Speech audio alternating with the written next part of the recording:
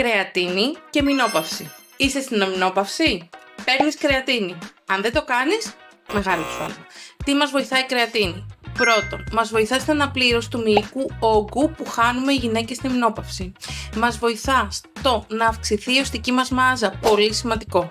Μας βοηθά στο να έχουμε πνευματική συγκέντρωση, να μην υπάρχει το brain fog της μηνόπαυσης και να κάνουμε καλύτερο focus. Επιπλέον, μας δίνει ενέργεια και δύναμη καθ' όλη τη διάρκεια της ημέρας. Η κρεατίνη είναι το πιο πολύ μελετημένο, με κλινικές μελέτες, φυσικό συμπλήρωμα.